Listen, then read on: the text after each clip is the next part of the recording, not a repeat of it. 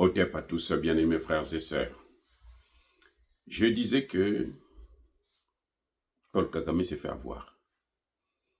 Tshisekedi mène le combat par 2 points,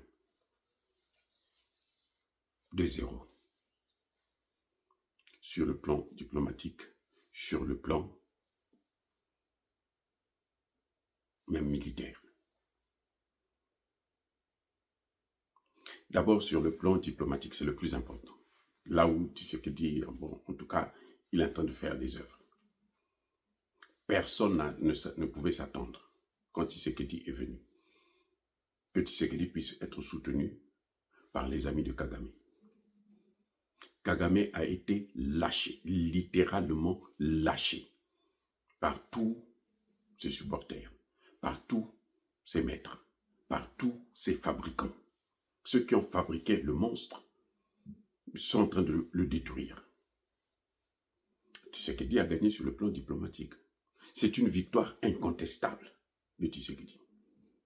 Les amis, c'est une victoire incontestable. On a beau critiquer Tshisekedi, on a beau l'insulter, on a beau dire tout ce que l'on veut, il a gagné sur le plan diplomatique. Les États-Unis ont commencé d'abord, ont ouvert le bal. Ils ont sanctionné James Kabarebe et puis Kanyuka. L'un, c'est le chef militaire, l'autre, c'est l'argentier. De tous ces mouvements rebelles qui sont en train de massacrer les Congolais. Depuis 30 ans.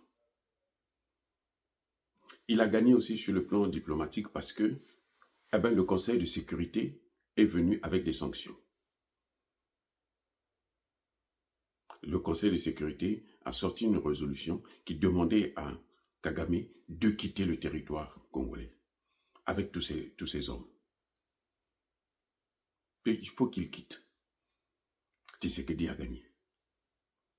La résolution 2773 est claire. Kagame doit retirer toutes ses troupes de la RDC. Monsieur Tshisekedi a gagné le combat parce que l'Union européenne, pas plus tard que hier ou avant-hier, a aussi pris une résolution. Cette fois-ci, non pas, il ne s'est pas arrêté à condamner et à demander à Kagame de retirer ses troupes, mais elle a pris des sanctions ciblées sur des hommes clés de ce mouvement, de cette criminalité. Des gens comme Bissimois et autres, qui je crois être le gouverneur que Corneille Nangaa a nommé pour gérer le Nord Kivu, qui est aussi le cerveau penseur sur le plan diplomatique et politique de ce mouvement, il est ciblé. Une grande société qui transformait l'or congolais, les minerais de sang, a été ciblée. Ça, c'est l'Union européenne. Maintenant, les pays européens, un à un, à commencer par la Grande-Bretagne, l'Allemagne, la Belgique et maintenant la France, et puis l'autre sont en train de suivre, se sont désolidarisés de Paul Kagame. Paul Kagame est maintenant seul. Ceux qui l'ont fabriqué sont en train de le détruire, les amis. Ceux qui ont créé Kagame sont en train de le broyer. Kagame, sur le plan financier, est asphyxié. Il est asphyxié. Parce que Kagame, aujourd'hui, a perdu, avec le lâchage de tous ces pays occidentaux, il a perdu 50% de son budget. Donc la moitié du budget de fonctionnement du Rwanda est perdu. Aucun chef d'État ne peut tenir comme ça, avec une situation aussi catastrophique. Et nous craignons même que Kagame, s'il ne fuit pas de lui-même. Déjà, fuir, il aura des difficultés. On ne sait pas où est-ce qu'il pourra partir. Eh bien, il risque d'être victime d'un coup d'État. C'est une victoire incontestable de Tshisekedi. Et oui, il l'a battu à plate couture. En moins de 2 mois, tout est en train de s'ouvrir. Je ne sais pas ce que Tshisekedi a fait, mais en tout cas, tout est en train de s'ouvrir. Tous les nœuds qui étaient attachés autour de la RDC sont en train de s'ouvrir.